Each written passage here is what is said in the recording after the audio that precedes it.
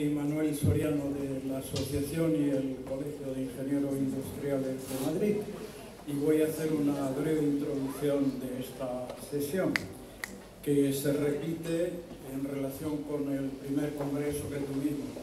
La industria de la agroalimentación es extraordinariamente importante en nuestro país, de ahí que le hayamos dado cabida en esta segunda edición del congreso. Y para eso hemos elegido representantes de distintos ámbitos. Uno del mundo de la bebida, y para ello nos cabe el honor de tener la presencia de Bodegas Emilio Moro. Otro del mundo de la agricultura intensiva de mi tierra, de Almería, que es la mayor concentración de invernaderos del mundo, y la tercera del mundo de la distribución, y contamos con la presencia de una empresa tan importante como Carrefour. Voy a ceder la palabra después de una breve introducción del moderador de la sesión, que es Mauricio García de Quevedo. Mauricio es una persona con una amplísima experiencia en el mundo de la empresa privada y en el mundo del asociacionismo. Él ha trabajado en grandes empresas como Carrefour o como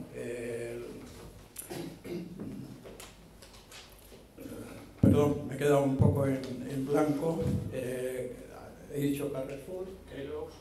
Kellogg ha sido el director general de Kellogg en España y también ha presidido la Asociación de Empresas de Cereal, que es una asociación, y en este momento le cabe el honor de ser el director general de FIAT, que es la Asociación de Empresas de Alimentación y Bebida. Le cedo la palabra para que él presente a los ponentes. También la FIAT nos acompaña en esta segunda edición y Mauricio en concreto pues ha tenido la amabilidad, a pesar de un compromiso familiar que espero que se produzca en los próximos días y con buen fin, de estar con nosotros. Por eso es mucho más de agradecer su presencia aquí. Mauricio. Gracias. ¿Sí? ¿Hola? ¿Me oye?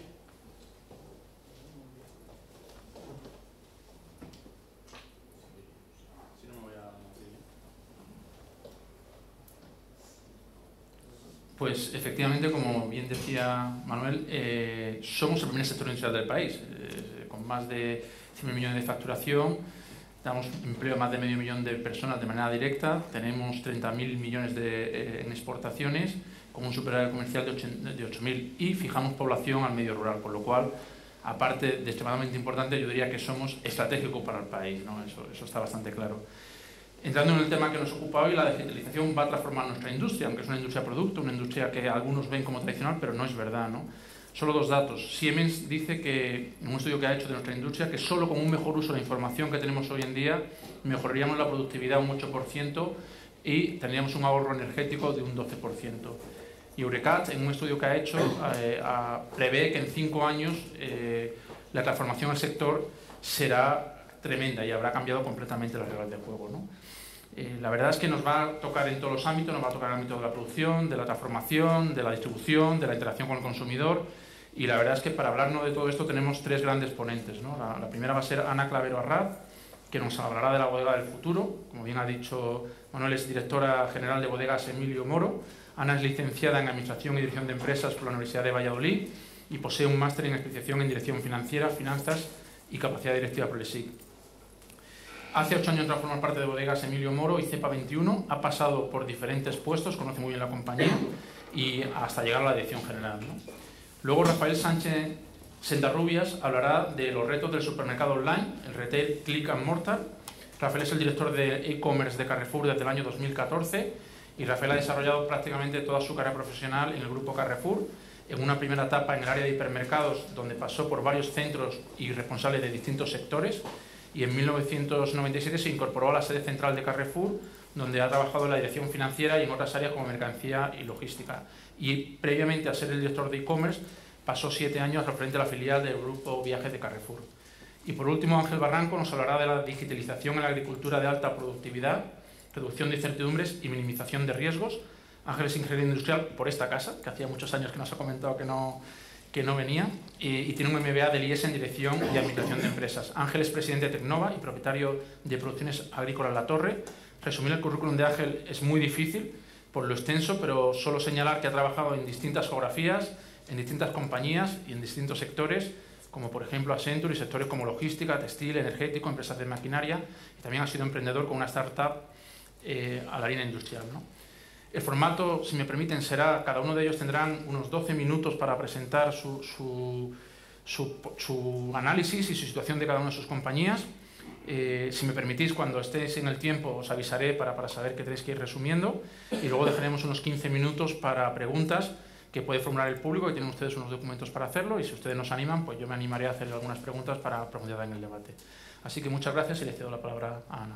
Muchas gracias, Mauricio. Pues lo primero, dar las gracias a la Asociación y al Colegio de Ingenieros Industriales por invitarnos a poder participar en este foro, en este congreso. Para nosotros, para las bodegas y para mí en especial, es un orgullo poder estar hoy aquí con todos vosotros.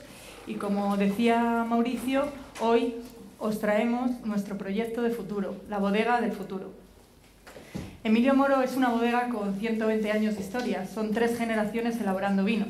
Entonces, uno de nuestros pilares fundamentales siempre ha sido la tradición. La tradición, y esa bodega del futuro, en lo que queremos trabajar, es que la innovación esté al servicio de la tradición. Porque consideramos que la innovación de hoy será la tradición del mañana. Entonces, si no estamos ahí, en esa innovación, nos quedaremos fuera de juego. Como os decía, es una bodega de 120 años de historia y siempre ha estado con una filosofía clara, que hemos movido en 3 pilares: tradición, innovación y responsabilidad social. Esta tradición viene de generación en generación. Actualmente está presidida por la 3ª generación, por José Moro, y ya la 4ª generación se está incorporando a las bodegas para formarse y seguir en esta cultura del vino. Otro de nuestros pilares fundamentales siempre ha sido la responsabilidad social, ese compromiso con la sociedad, con nuestros colaboradores, con nuestros clientes, nuestros proveedores, nuestra sociedad, nuestro entorno. De hecho, nosotros estamos ubicados en Pesquera de Duero y seguimos allí por contribuir al entorno. Y a más, hace 10 años hicimos una fundación, la Fundación Emilio Moro, con el lema "El vino ayuda al agua", y su principal fin también que buscamos es dar a la sociedad todo eso que nos ha dado a nosotros, de alguna forma devolverla. Y por último, como os decía, está la innovación. Eso va dentro de nuestro ADN, siempre buscar qué podemos mejorar, buscar vinos con personalidad propia, con alma, como nosotros decimos, que nuestros vinos expresen ya un sentimiento. Entonces, con todos estos pilares, como os decía, la innovación lo que nos ha permitido siempre ha sido esa búsqueda del conocimiento. Hemos tenido una constante en nuestro camino, que es buscar siempre el conocimiento. ¿Y dónde empieza el conocimiento? En nuestro sector, en este sector, en la tierra. Para nosotros es esencial. Para conseguir un gran producto necesitamos conocer nuestra tierra. Y ahí es donde empezamos esa búsqueda del conocimiento. La tierra nosotros la trabajamos a través de la viticultura. Y la viticultura se sustenta en 4 conceptos. El concepto suelo, concepto planta, concepto clima y personas. Por supuesto, sin las personas no podemos hacer nada. Entonces, con estos conceptos siempre hemos estado trabajando y analizando.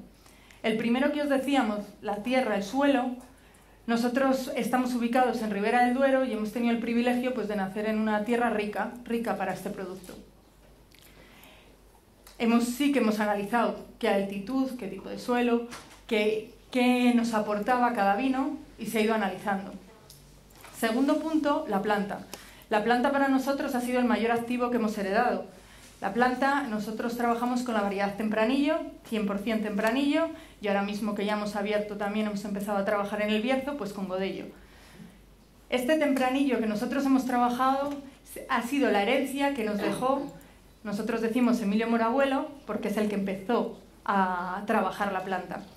Entonces, él trabajó y cuidó esa planta porque le tocó vivir en época de posguerra y en aquella época se Se arrancó muchísimo viñedo en la zona de ribera. Lógicamente, pues un cultivo como era el cereal, el maíz, saciaba más el hambre que el vino.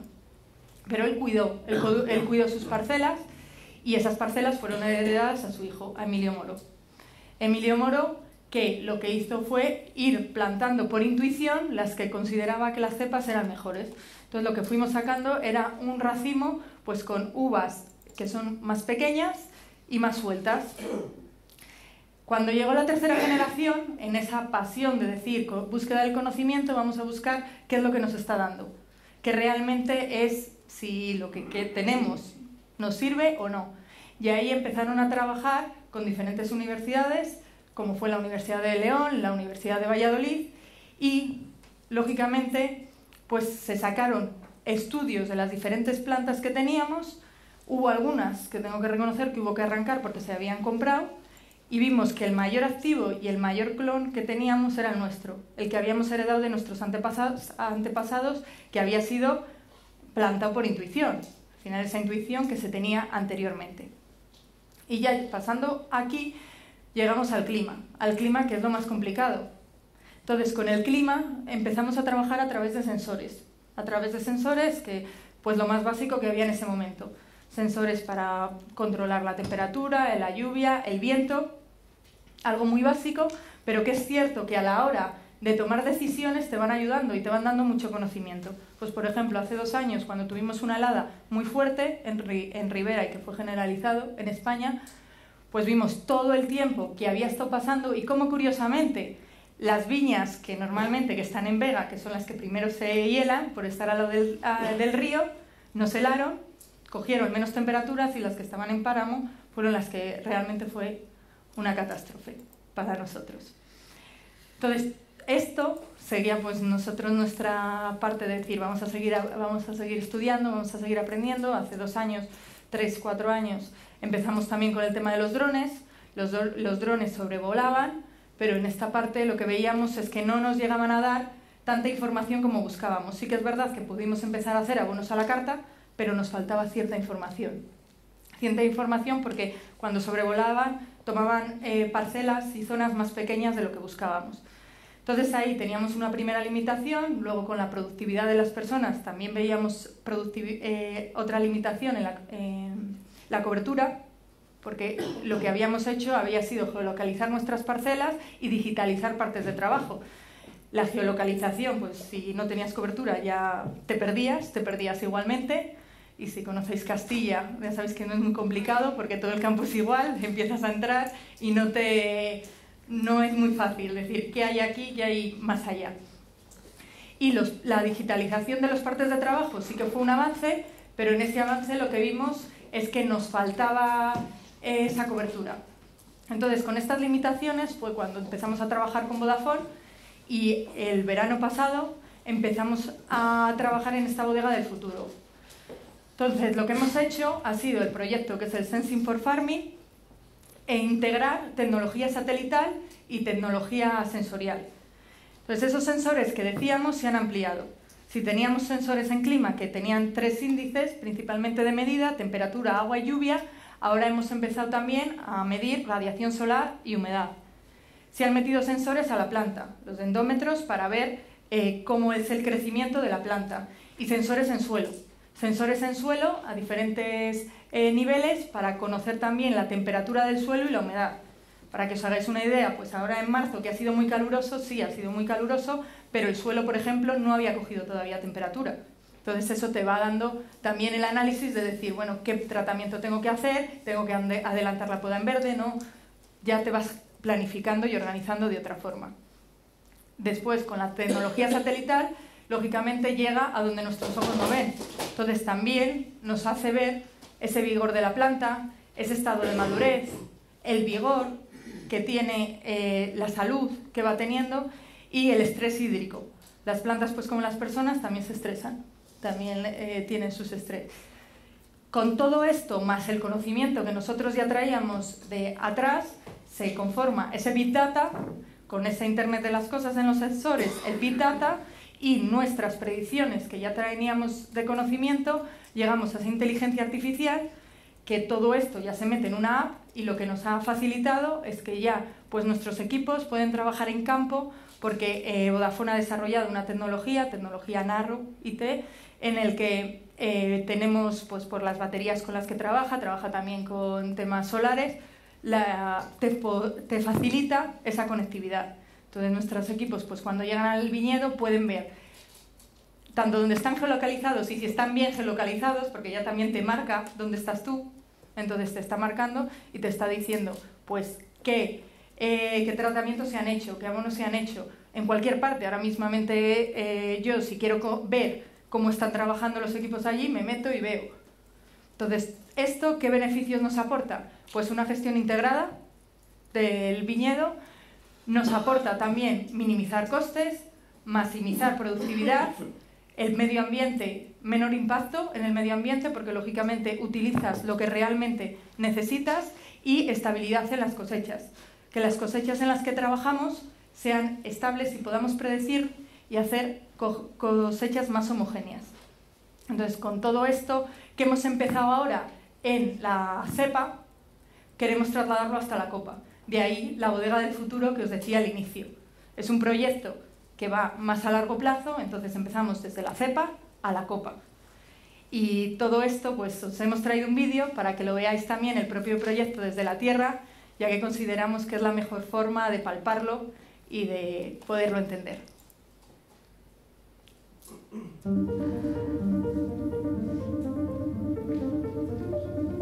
Somos 3 generaciones las que estamos ya al frente de este gran proyecto. Mi abuelo, que nació en 1891, transmitió esa pasión por hacer el vino a mi padre, y mi padre nos lo transmitió a nosotros, la pasión para hacer cada día y cada año el mejor vino.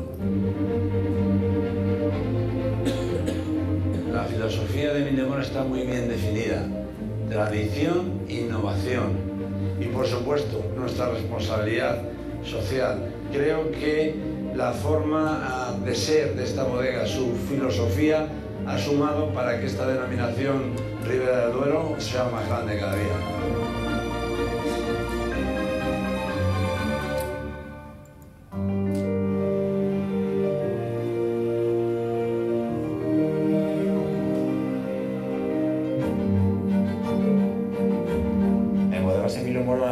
En propiedad tenemos 200 hectáreas de viñedo de la variedad Tempranillo, que el cuidado de la planta empieza en invierno, ¿no?, con la poda, y luego cuando viene el toque final es durante el verano, cuando estamos dándole forma, digamos, a los racimos y a la planta para buscar ese equilibrio y la mejor calidad de uva que podamos conseguir.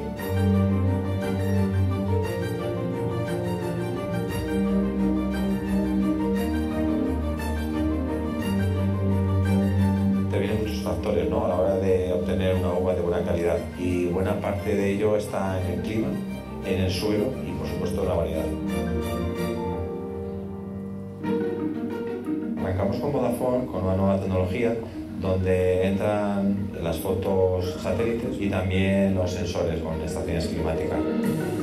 Los beneficios que nos aporta toda la información que nos va a dar el satélite, pues es el conocer y el manejar el viñedo de una manera rápida y precisa. Poder geolocalizarnos dentro del viñedo, zonificar el viñedo. Todo esto nos hace que tengamos información muy precisa y de una manera muy rápida. Los sensores que estamos instalando en campo y lo que nos van a aportar es el conocimiento del comportamiento de la planta, es al tener esa información de lo que ocurre en ese suelo, en esa planta en concreto. Primero hay un receptor que está recogiendo todos los datos climáticos, todos ellos van a la nube. Lo importante es analizar esa información y obtener el dato que buscamos de una manera rápida y sencilla. Para eso tenemos que utilizar Big Data, marcando umbrales, parámetros, alarmas que nos alerten de lo que está sucediendo. Gracias a estos acuerdos que vamos a tener con Vodafone, vamos a poder aplicar tecnología IoT para maximizar la producción y la calidad de nuestros viñedos. El conocimiento está destinado a entenderse con la pasión cuando hablamos de hacer los mejores vinos. La innovación que aplicaban nuestros antepasados era pura intuición, y la innovación que aplicamos ahora nosotros, gracias a empresas como Vodafone, será la tradición de las siguientes generaciones.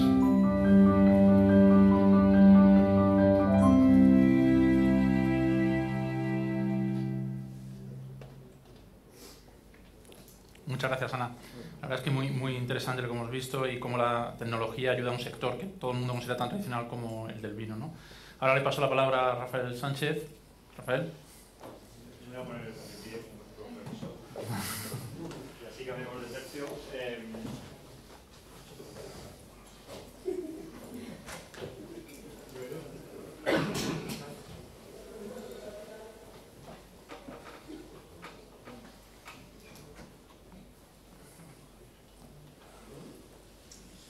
Bueno, pues me imagino que todos conocéis Carrefour.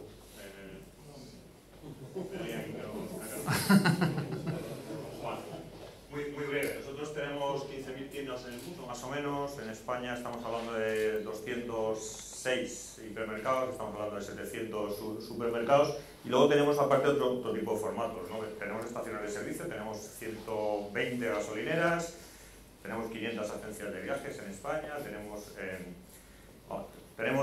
gestionamos 40 centros comerciales también, y aparte tenemos otros tipos de formato de tienda, como tienda de proximidad o tienda de descuento, ¿no?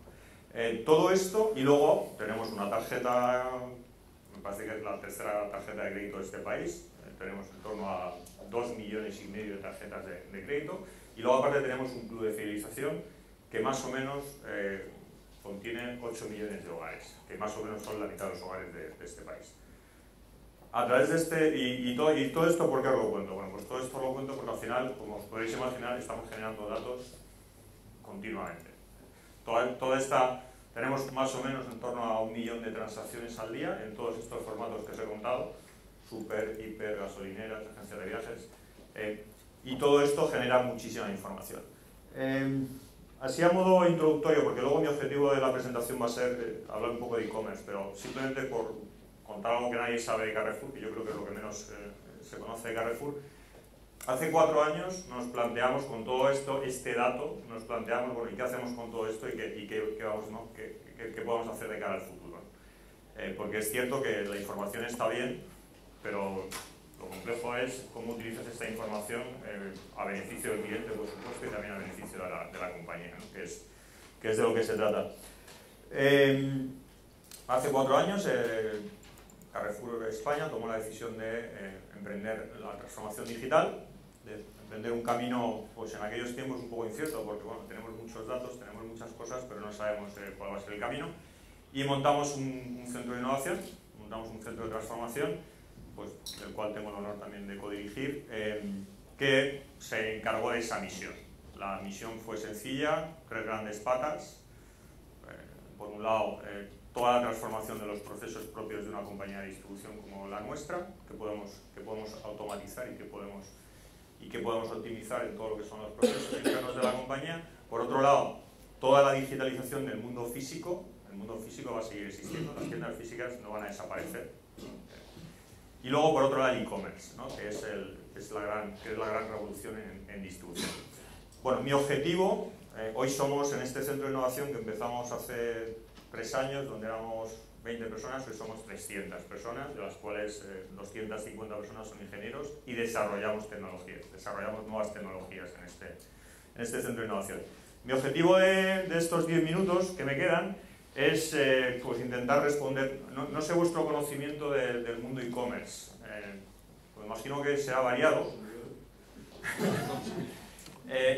Mi objetivo es intentar responder estas 3 preguntas, muy enfocadas al e-commerce de alimentación, que no tiene absolutamente nada que ver con el e-commerce que más conocemos a través de esta famosa empresa que empieza por A y termina por N, que más conocemos, que es el mundo de la no alimentación.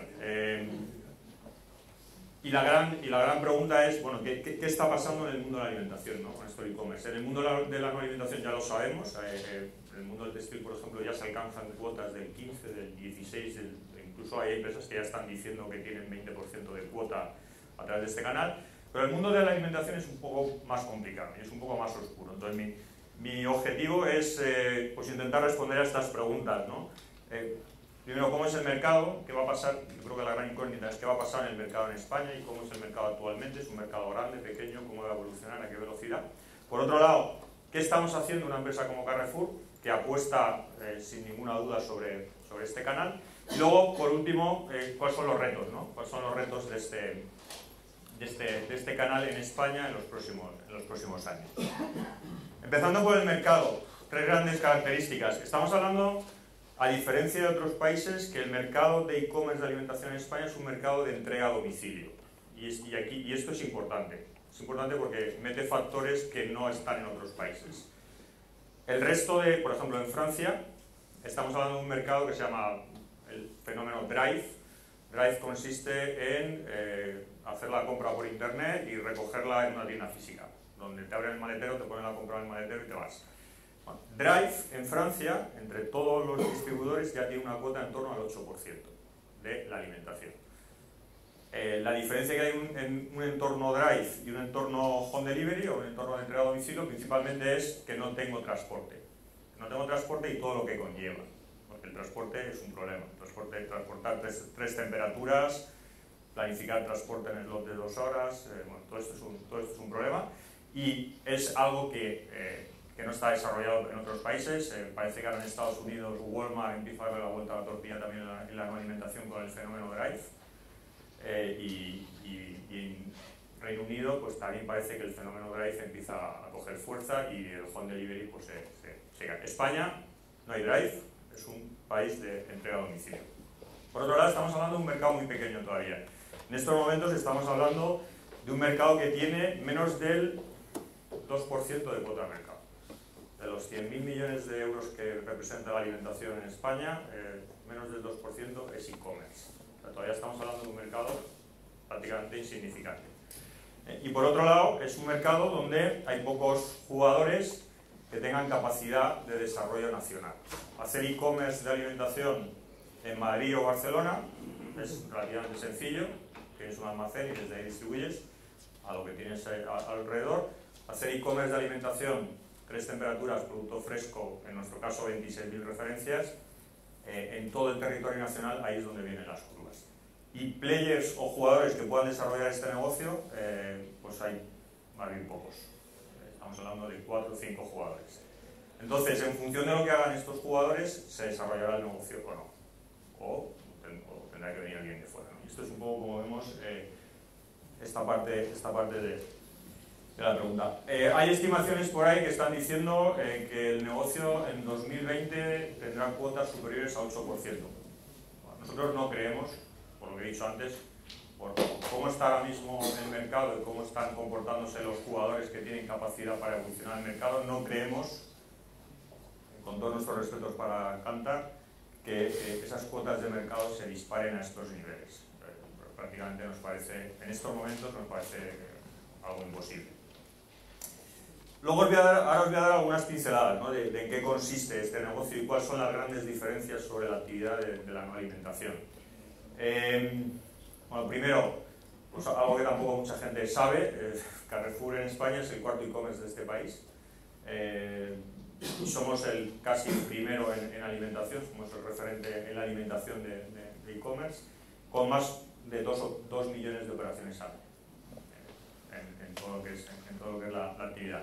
Algunas características del e-commerce de Carrefour, muy rápido. Esta es nuestra propuesta global. Estamos hablando, en el caso de la alimentación, estamos hablando de 26.000 referencias, 2 millones de referencias en total, alimentación y no alimentación. Estamos hablando de que el 80% de nuestros pedidos llevan producto fresco, lo cual para nosotros es el principal valor diferencial. Porque si vais a internet en Albacete y ponéis comprar pescado online, Google no os va a dar ni un solo jugador que sea capaz de servir pescado online en Albacete. Utiliza Albacete, dice Jaén y muchas ciudades de España. Tenemos también una participación muy importante del producto bio. Estamos viendo que el perfil de comprador en internet es mucho más propenso a comprar gamas de producto mucho más altas y sobre todo mucho más naturales, como puede ser el producto bio.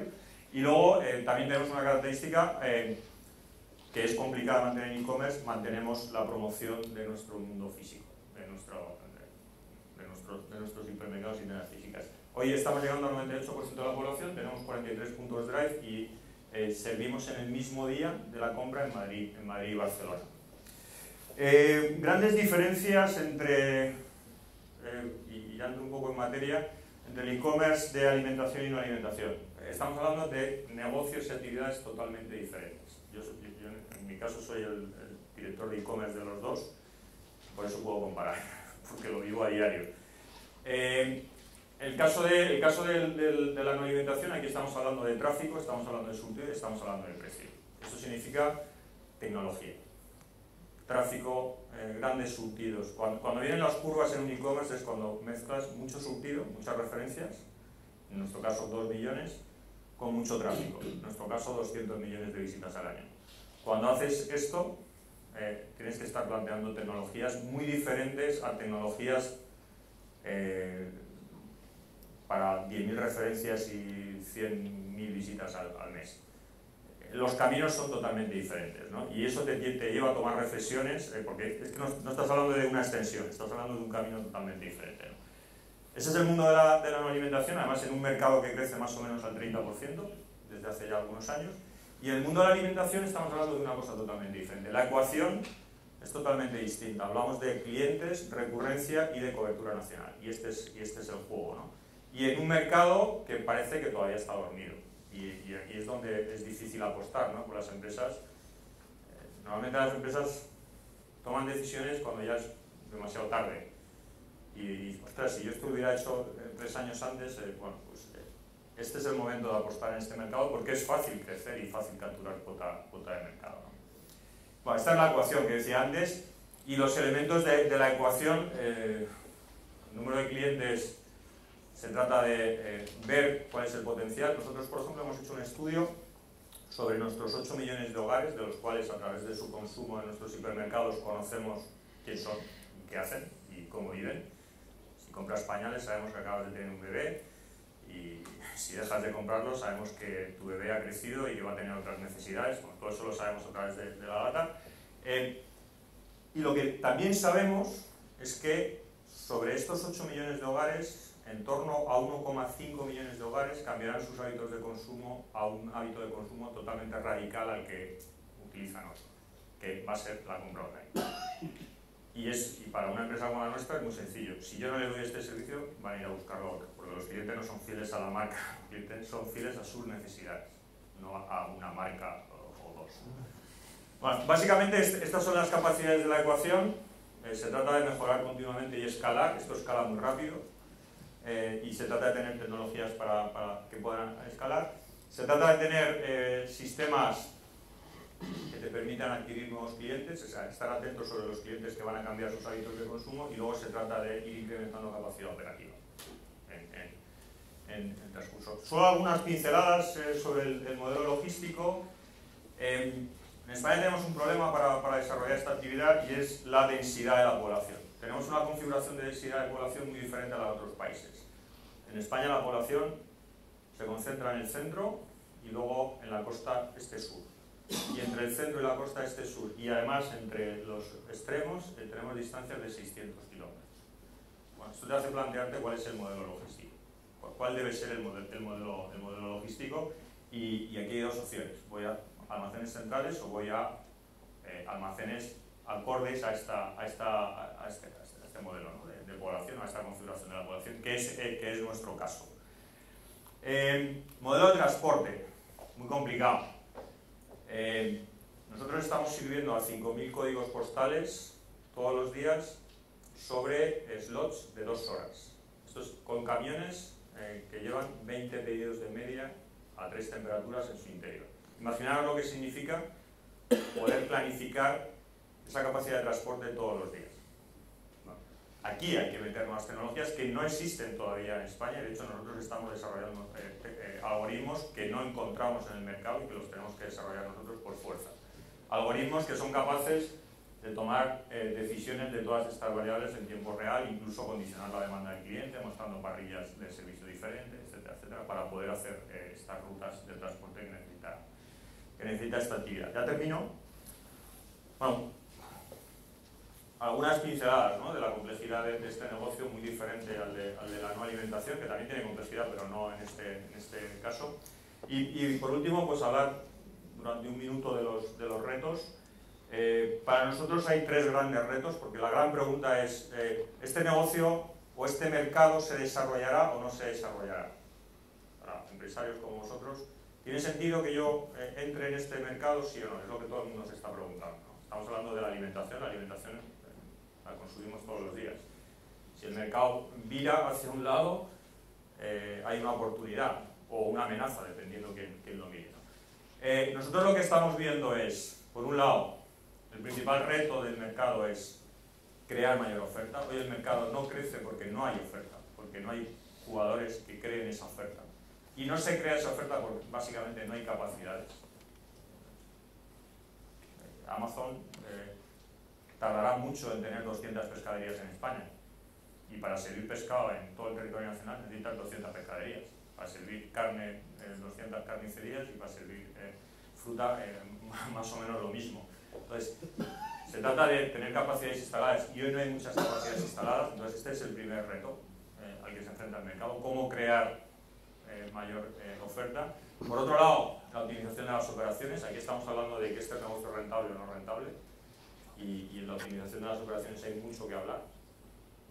Automatizo, robotizo, a medias, manual. Bueno, aquí hay mucho todavía que trabajar. Y luego, por último, todo el mundo del transporte. Las ciudades están cambiando, la movilidad en las ciudades cambia cada día, y eso significa que cada día tenemos más dificultades para llevar al cliente final, porque las ciudades hoy no están pensadas para llegar al cliente final, y además cada día tenemos muchas más restricciones, y este es un problema que hay que solucionar, y básicamente se soluciona con tecnología y nuevas apuestas sobre qué tipo de transporte utilizo para llegar a la casa del cliente, ¿no?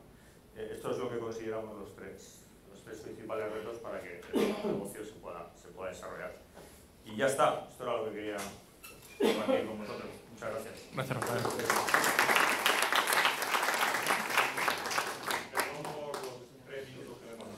La verdad es que si el consumidor supiese la complejidad que hay detrás cuando le llevan su compra a casa, yo creo que lo valoraría un poco más. Ahora le pasamos la palabra a Ángel. Ángel, por favor. Pues, en primer lugar, buenas tardes y muchísimas gracias a Manuel Serrano por la invitación y la oportunidad de estar aquí hoy. Soriano, perdón. Yo vengo de Almería. Nosotros ahí hacemos un tipo de agricultura, es un poco diferente, y mezclamos, yo creo que 2 cosas realmente apasionantes, que es la tecnología y luego los seres vivos, las plantas. Yo digo que las plantas no siempre son obedientes, sino siempre tienen la reacción que nosotros queremos que tengan. Entonces, mezclar esto es realmente un reto. Siempre me gusta empezar de lo general a lo concreto, y voy a hacer un breve análisis en qué situación nos encontramos a nivel mundial. Hay escasez de recursos naturales, principalmente agua y suelo, y son de peor calidad. La población, ya sabemos que va a crecer, esto es una curva de estimación de cuál va a ser el crecimiento de la población mundial, y luego, como sea, en esta exposición van a salir muchas cosas que hemos ido tratando a lo largo del día, y uno de ellos es que el mundo se calienta. Todos los escenarios de crecimiento poblacional estiman que la población no va a crecer en Rusia, no va a crecer en Francia, no va a crecer en Alemania, sino va a crecer en Latinoamérica, en África y en Asia. Esto quiere decir que a nivel mundial hay una enorme necesidad de desarrollar una agricultura de alta productividad en entornos climáticos templados y calurosos, que nos permitan alimentar a la población creciente. Y eso es lo que nosotros estamos haciendo en Almería desde hace más de 40 años. Aquí pongo una serie de par de fotos comparativos, cómo era Almería, en los años 70 y cómo es ahora, un mar de plástico, no solo por la serie de televisión, sino porque es una realidad. Dicen que desde la Estación Espacial Europea se ven 2 cosas, la muralla china y los plásticos de Almería. También tenemos una ventaja, que los plásticos reflejan la luz, producen el efecto albero, y entonces Almería no se calienta, no aumenta la temperatura. Por poner algunas cifras, tenemos 45.000 hectáreas, con una producción de hortalizas de 3.600.000, un valor de exportaciones de 2.400 millones, un empleo de 76.000 empleos, de los cuales 36% son extranjeros, tenemos más de 120 nacionalidades en Almería. Y luego, en lo que me centraré luego, es que esta agricultura solo es posible con la tecnología. Entonces, este tipo de agricultura ha creado lo que nosotros ya llamamos la industria de servicios auxiliares, que tiene una cifra de negocio de 2.400 millones y que da empleo cualificado a 5.600 personas. En el mundo hay 3 potencias en este tipo de agricultura: Holanda, Israel, que está muy centrada en el riego, y España, Almería, con Tecnova, con el centro tecnológico. Holanda es más conocida por su tecnología que por su producto en fresco. Y nosotros creemos que dentro de unos años, de 5 o 10 años, Almería será más conocida por su tecnología que por su producto en fresco. Siempre me gusta poner esta comparativa porque hace 20 o 30 años había invernaderos en Marruecos, Holanda, España, Turquía y México. Hoy hay invernaderos en todo el mundo. Si los países son fríos, se aplica un tipo de tecnología. Si los países son templados, se aplica otro tipo de tecnología. Rusia puso el veto al producto en fresco hace unos años, 3 o 4 años, sin embargo abrió las fronteras a los invernaderos de alta productividad. Hay muchos invernaderos en Rusia, en Kazajistán, en Uzbekistán, en Azerbaiyán, en Armenia, en todo lo que es Centro Asia, la ruta de la seda. Esto, según hemos visto, podría ser Almería, pero no es Almería. Esto es el Valle de Dalat en Vietnam. Y podríamos poner una fotografía similar de Antalya en Turquía, o de Agadir en Marruecos, o de Arica en Chile. ¿Pero por qué el invernadero? Cuando hemos escuchado a los poderes de Emilio Moro, contaban sus problemas, y nosotros tenemos los mismos problemas. El concepto de que la planta es un ser vivo, nosotros cuando tenemos bebés, gracias a Dios estamos en el mundo desarrollado, entonces le damos la alimentación adecuada, le damos la calefacción, el aire acondicionado en verano, y los cuidamos y los mimamos para que crezcan sanos y fuertes. Las nuevas generaciones, nuestros hijos, son todos más sanos, más fuertes que nosotros y más altos, ¿no? Pues entonces la planta es lo mismo. ¿Qué hacemos con la estructura del invernadero? Con la estructura del invernadero lo primero es que evitamos los daños mecánicos que produce la propia meteorología. El mes de abril fue muy lluvioso y sabemos que ha producido grandes daños en algunas provincias españolas que cultivan fruta de hueso, que cultivan otro tipo de árboles. En el invernadero el viento no afecta, el frío no afecta, el granizo no afecta, la lluvia no afecta, y con eso ganamos muchísimo. Pero además, al ser un ambiente cerrado, podemos controlar el clima. Y en una planta hay 2 procesos fisiológicos fundamentales, que es la fotosíntesis y la respiración. Una produce energía, otra consume energía. Y hay un intervalo que básicamente se consigue con el clima, donde se maximiza esta creación de energía. Entonces la planta lo que hace es esta creación de energía neta, la dedica a producir frutos. Entonces, con el control climático en invernadero, llevamos a la planta a lo que nosotros llamamos la eterna primavera, y es donde es más productiva. Con el tema de la fertilización, hemos desarrollado sistemas que optimizan el uso del agua, que hemos visto que es un recurso muy escaso. Nosotros la huella hídrica que tenemos en Almería es de las más bajas del mundo, porque realmente con muy pocos litros de agua conseguimos muchos kilos de hortalizas, y luego además le aportamos los nutrientes que son estrictamente necesarios, con lo cual el suelo se regenera muchísimo mejor. Además que también hay algunos cultivos que son sin suelo. Y por último, y no menos importante, es el tema de la polinización y el control biológico. Toda la polinización de las plantas se hace actualmente con abejorros. Y el 90% del tomate en Almería ya tienen control biológico. Quiere decir que el uso de agroquímicos ha bajado de forma drástica. Almería es la mayor concentración de cultivo ecológico que hay actualmente en el mundo. Esto quiere decir que producimos alimentos sabrosos, sanos, y encima incrementamos la productividad. En campo abierto, por poner un ejemplo, la productividad en tomate puede estar entre 2,5 kilos por metro cuadrado. En invernadero, depende de la tecnología, podemos llegar a 20, 30, 40, incluso 70, 80 kilos por metro cuadrado. A esto hay que añadir, que ahí enlazo muchísimo con lo que ha contado esta mañana IBM y también con las bodegas Emilio Moro, el Internet de las cosas y la movilidad. Entonces, el uso de los sensores, lo único que hacemos es, como todos sabemos, recoger datos. Entonces, recogemos datos básicamente de la planta en sí, del ambiente y del suelo. Y al final lo que hacemos es tener una información para tener unos criterios para tomar decisiones. Incluidos esto, con la tecnología de las comunicaciones y el móvil, lo que hacemos es que desde el propio móvil podamos decir abrimos ventanas porque necesitamos bajar la humedad relativa, o activamos los riegos porque tenemos escasez de agua, o hay en una parte del invernadero unos parámetros de humedad y unos parámetros de temperatura que me dicen que hay alarma y posibilidad de que se desarrolle el oidio, que es una enfermedad. Entonces automáticamente podemos actuar con ellos. Y luego otra parte más importante también es que con esto vamos generando información y vamos desarrollando modelos predictivos. Entonces, el gran reto que tiene la agricultura hoy en día es que quizás la mayor incertidumbre, por eso la ponencia se titulaba ¿Cómo la digitalización reduce las incertidumbres en la agricultura? Porque al final es una actividad de seres vivos, ¿no? Entonces, la mayor incertidumbre que tenemos ahora es la volatilidad de los precios en el mercado.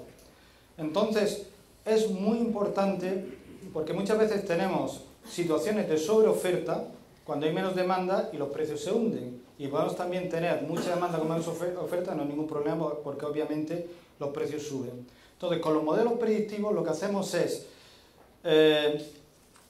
podemos saber cómo interactuar en los distintos parámetros que influyen en el desarrollo de la planta para poder acompasar la maduración del fruto y cuando queremos recoger la cosecha según el calendario que nos demandan las comercializadoras.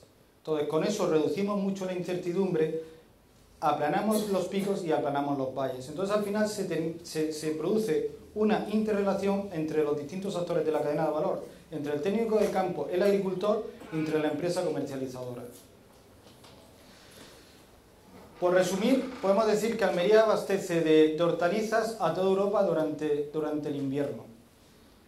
Extrapolando la superficie que tenemos y extrapolando la población europea, podríamos decir que con 30 Almerías repartidas por el mundo podríamos abastecer a la población mundial. El impacto medioambiental que tenemos, sí es verdad que tenemos 45.000 hectáreas con plástico, que tenemos que aprender a gestionar mejor el tema de residuos, pero si lo miramos, si pensamos que eso a campo abierto tendría que ser 30, 40, 50 veces superior, podemos imaginar el impacto que tendría en la deforestación, sobre todo en otros países de América Latina, de África y de Asia. Entonces, el impacto medioambiental que tenemos en cuanto a utilización del suelo y utilización del agua es realmente mínimo respecto a lo que podemos producir. Y todo esto se consigue a base de tecnología. La tecnología se ha convertido en el aspecto crítico que permite desarrollar este tipo de agricultura.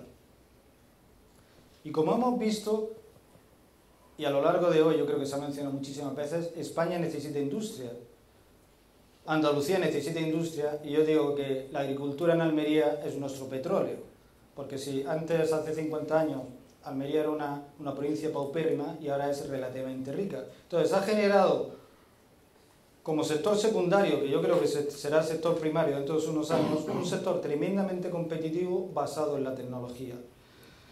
Y además es un sumidero de empleo cualificado. Sabemos que hay dificultades para que los jóvenes universitarios que salen de la universidad, sobre todo en las provincias periféricas, tengan una oportunidad de trabajar. La industria auxiliar en Almería da oportunidad de trabajo cualificado a muchísimos chavales que acaban de terminar la universidad. El producto en fresco es perecedero, sin embargo la tecnología no es perecedera, con lo cual tenemos una capacidad exportadora a los 5 continentes. Y lo otro tema tremendamente importante, porque nosotros desde Tecnova viajamos bastante y hacemos un poco, pues, intentamos exportar nuestro modelo, tanto Asia como Sudamérica como África. Sabemos que la agricultura, cuando hemos visto antes los gráficos de Carrefour, de la densidad poblacional española, que está concentrada en el centro y en la periferia, en la costa, es muy difícil fijar a los jóvenes. ¿Por qué? Porque otras zonas agrícolas son la España interior y las condiciones de vida son muy duras. Y luego no tienen un futuro de que la agricultura les vaya a dar un futuro cómodo en cuanto a ingresos y en cuanto a calidad de vida. El año pasado estamos en un proyecto en Perú y estamos en un colegio y dijimos, a ver, ¿cuántos de vosotros serán una zona agrícola? ¿Cuántos de vosotros queréis ser agricultores? Ningún chaval levantó la mano. Entonces, lo que sucede con este tipo de agricultura en Almería, que el relevo generacional no hay ningún problema. ¿Por qué? Porque saben que es rentable, que sus padres son propietarios de la tierra, son propietarios de la casa, tienen un coche bastante razonable, tienen un apartamento en la playa, y luego también porque es más amigable, está unido con las nuevas tecnologías, que está unido con el móvil. Entonces ellos, obviamente, tienen que ir al trabajo todos los días, como lo hacemos todos, tienen que ir al invernadero, pero también pueden estar en su casa, pueden controlar el riego, pueden controlar el clima, les saltan las alarmas y no tienen la misma esclavitud que se tenía antes, que tenían sus padres y sus abuelos con la tierra. Entonces el relevo generacional, incorporando la tecnología a la agricultura, es mucho más fácil. Y ya para terminar, dirán ustedes, bueno, ¿y esto de Tecnova qué es? Entonces Tecnova, yo soy el actual presidente, pero yo soy un empresario, tengo mi propia empresa, y Tecnova es un centro tecnológico privado donde todos los miembros somos empresarios, hay más de 100 empresas patrono, que aportamos la tecnología para esta agricultura de la que hemos estado hablando. Y otra cosa muy importante, tenemos las grandes multinacionales de semillas que operan en España, pues Monsanto, que ha sido comprado por Bayer, tenemos Ataki japonesa, Sakata japonesa, Ritsuan, todos ellos son miembros de Tecnova, pero la inmensa mayoría de las empresas patronos somos pymes. Y es otro de los temas que se han tratado hoy. Y somos pymes con una capacidad tecnológica que yo creo que bastante interesante y con una capacidad exportadora bastante interesante. Entonces, creo que la agricultura que conocíamos antes es muy diferente de la que se nos avecina, y la que se nos avecina, que ya es una realidad, tiene enormes ventajas, y estas enormes ventajas vienen siempre de la mano de la tecnología. Muchísimas gracias por vuestra atención. Aquí tenéis mis datos por si en algún momento queréis contactar o tenéis alguna pregunta. Muchísimas gracias. Muchas gracias, Ángel. Yo creo que ha quedado tremendamente claro que si alguien pensaba al entrar en esta sala que la industria de alimentación y bebidas o la cadena alimentaria, productores de distribución, transformación en un sector tradicional, pues yo creo que ha quedado manifiesto que de eso nada, que es un sector puntero, es un sector importante, aparte de un sector vital y que está a la vanguardia de la tecnología y de los procesos que pueden transformarlo como industria y como distribución, ¿no? Y como productores. Tengo 3 preguntas del público. Llevamos muy mal de tiempo desde la mañana, como sabéis, entonces vamos a intentar... No ha sido vuestra culpa, no, pero vamos a intentar poner el granito de arena para ser sintéticos y poder acabar a una hora razonable en unos 5 o 10 minutos, ¿vale? Entonces, la primera pregunta que tengo del público es para ti, Ana, y consiste en qué medida los procesos de transformación digital pueden superar el riesgo de la deslocalización geográfica de la producción del vino por el cambio climático. De momento, los estudios que tienen una pregunta de cambios climáticos y demás, vemos que nosotros no vamos a tener esa deslocalización por el cambio climático. Es cierto que vamos estudiando y en esas predicciones vemos como sí que, por ejemplo, hay cosechas que se te van adelantando, como el cambio de temperatura va aumentando, pero afortunadamente nuestro cultivo en la vid todavía no lo vemos tan afectado. Perfecto. Rafael, ¿qué puede hacer una gran empresa de alimentación como Carrefour para posicionarse competitivamente frente al líder de distribución general de e-commerce? Ese que empezaba por A y terminaba por N. Pues yo creo que lo que estamos haciendo, ¿no? Yo creo que una empresa tradicional tiene ventajas sobre alguien que nace ya en este mundo de la tecnología, y las ventajas, por ejemplo, en la alimentación están claras. Son las capacidades instaladas. Y una empresa tradicional lo que tiene que hacer es incorporar esas capacidades instaladas, mezclándolas con la tecnología para una estrategia diferente a la que hace un productor. Y yo creo que ese es el secreto. Por lo menos esta es nuestra estrategia. Al final nosotros tenemos cosas que no tiene Amazon o otros y que cuando están puestas en contexto con la tecnología pueden ser mucho más potentes que lo que tiene alguien que solamente viene del mundo del dato de la tecnología. Ya ha pasado en Estados Unidos. Fantástico, muchas gracias. Ángel, ¿cómo la innovación tecnológica y los procesos de transformación digital va a facilitar vencer la diferencia de productividad entre Almería y Holanda en agricultura intensiva? Aquí es que hay una gran diferencia. Los holandeses viven en un entorno climático frío, entonces la tecnología que ellos tienen es para países fríos. Entonces ellos lo que hacen es cultivan durante el ciclo de verano, no solo durante el ciclo de invierno, lo que hacen es calentar el invernadero. Entonces al final, pues los holandeses tienen dos grandísimas ventajas. Primero, que empezaron muy pronto, tienen el Wageningen como centro tecnológico y luego ya son grandes comerciantes. Llegan desde el siglo XVI-XVII pues, recorriéndose el mundo por toda Asia con las especias y son enormes comerciantes. Pero ellos son muy fuertes en toda Centroasia Yo sé que este congreso es iberoamericano, pero a mí me preocupa mucho la ruta de la seda, toda la pasarela desde China hasta Europa, creo que va a ser de enorme desarrollo, y toda Asia. O sea, hay que ver cómo está Vietnam, hay que ver cómo está China, hay que ver cómo evoluciona Tailandia, cómo evoluciona Myanmar. Yo creo que esa zona va a ser tremendamente importante en el futuro.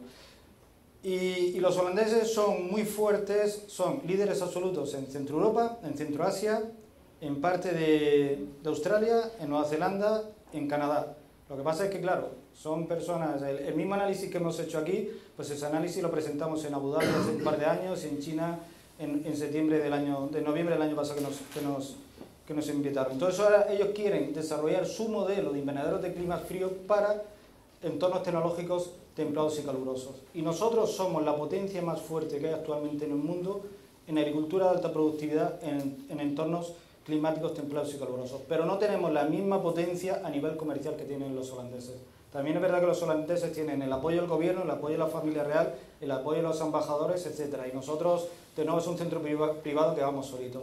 Por poner un breve ejemplo y no expandirme demasiado, Egipto es un país bastante particular, donde el país está militarizado, hubo un golpe de Estado al Sisi, y todo el país está en manos de los militares. Entonces, las obras faraónicas son faraónicas desde los tiempos de los faraones y siguen siendo actualmente. Están construyendo la nueva capital del Cairo, que es tremenda. Entonces, hace 4 años decidieron que querían apostar por la agricultura.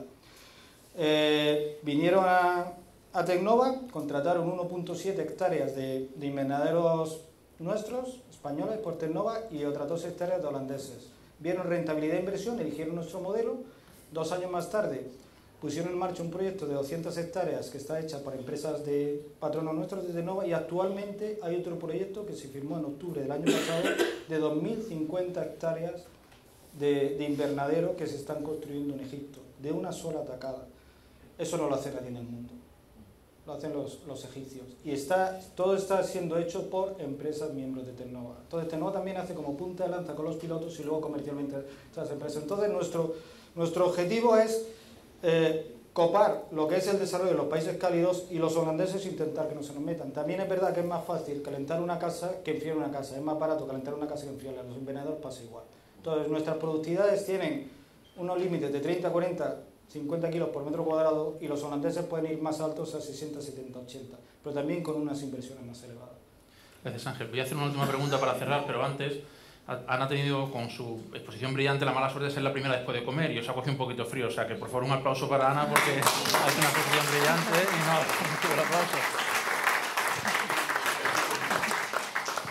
Y la última pregunta que tengo para con vosotros, para ti, Ana, lo que me gustaría saber es cuál ha sido el elemento detonador, la razón por lo que se dice vuestra compañía a dar el paso a implementar la tecnología y ser puntera dentro del mundo del vino en innovación y tecnología, ¿no?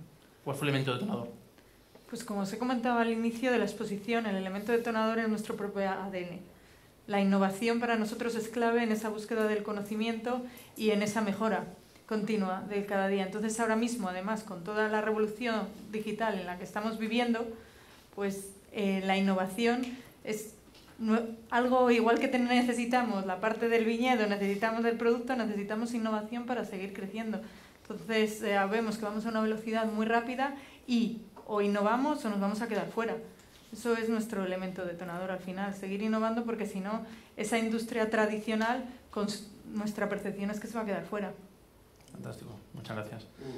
Rafael, ¿cómo se concilia el hecho de que el e-commerce parece que va a ser el futuro, aunque tú ya has dicho que no esperas mucho incremento de cuota de mercado en España, con el incremento de superficie comercial tradicional constante? ¿Cómo se concilia el que vamos cada vez a un mundo más digital, pero la retail sigue abriendo metros cuadrados en España, ¿no? Bueno, lo primero es que la tienda física no va a desaparecer, lo único que se va a transformar. Se siguen abriendo metros de superficie comercial en España, pero se abren de forma diferente. Hoy, por ejemplo, ya nadie abre grandes superficies, entre otras cosas porque no hay licencia y porque tampoco hay espacio para grandes superficies. Y se está abriendo mucha pequeña superficie y sobre todo mucha tienda de conveniencia. Básicamente los hábitos han cambiado, la gente ya no está dispuesta a ir a un hipermercado, perder una hora, aparcar, no sé qué, me dan con el carro, tal. Bueno, vas al súper de abajo y combinas con otros canales. Nosotros lo que tenemos ahora mismo, y por eso hemos diversificado el negocio, nosotros lo que tenemos ahora mismo es mucha combinación de canales. voy una vez al mes al hipermercado, hago la compra de carga y voy al súper que tengo debajo de mi casa, y cuando me apetece comprar en e-commerce, compro en e-commerce, y ese es el cliente del futuro. En ningún momento creemos que va a desaparecer la tienda física, pero sí que va a cambiar la forma de consumir, y sobre todo ahora hay mucho más intercambio de canales. Perfecto. Y por último, Ángel, todo el esfuerzo que estáis haciendo en tecnología, y además con la amenaza de una población creciente que hay que alimentar, y por lo tanto todo lo que sea productividad, eficiencia, innovación, tecnología, la agricultura es fundamental, con ese sector cada vez más amplio de la sociedad digital, fake news, posverdad, en la que demanda una agricultura tradicional y vuelta a los orígenes. ¿Cómo se reconcilia eso, o qué pensáis vosotros desde Tecnova? ¿Qué sentís de esa nueva tendencia de volver a una agricultura tradicional y básica, ¿no? Nosotros yo creo que estamos como todos los sectores, ¿no? O sea, nuestro jefe es el cliente y estamos muy atentos a lo que demanda el mercado. Y lo que demanda el mercado, sí es verdad que se habla de la agricultura tradicional, pero lo que demanda el mercado es un alimento sano, trazabilidad y luego sabor. Y sí es verdad que hace algunos años la logística no estaba tan desarrollada y las casas de semillas se centraron en la larga vida del producto. Y en la larga vida del producto abandonaron el sabor. Pero hoy en día, ya hace bastantes años que las casas de semillas han vuelto al sabor. Entonces yo hoy creo que nadie puede poner en duda si un tomate Rab está exquisito, que lo está, o si la multitud de tomates cherry que hay, pera, redondo, amarillo, rojo, tienen muy buen sabor. Entonces, como decía antes, Almería es la mayor concentración de cultivo ecológico que hay en el mundo. En términos anglosajones se llama orgánico. Entonces, el uso de los pesticidas ha caído en picado. Hay una normativa, por ejemplo, si se quiere pasar de cultivo tradicional a cultivo ecológico, hay una transición de 2 años donde no se puede plantar. Entonces, el consumidor alemán, que es el más avanzado, el francés, el británico, los países nórdicos, lo que quieren tener es un alimento sano. Y luego un alimento sano con sabor. Y creo que eso sí lo estamos haciendo. Hay que ser realistas. La agricultura tradicional, además de que tiene muchísimas mermas, el producto tiene muchísima menos productividad, y luego lo que sí es verdad es que es más sano si se siguen los mismos hábitos, pero eso nosotros lo vamos a igualar. Pero es imposible con una agricultura tradicional poder aumentar a la población. Pero habrá un nicho pequeño que demande agricultura tradicional. Lo que sí es un nicho cada vez más creciente es que demanda un cultivo ecológico y un cultivo con sabor y sano. Muchas gracias. Pues si parece, ahora le invitamos a tomar un café, pero antes para los ponentes yo creo que un aplauso que se lo han merecido.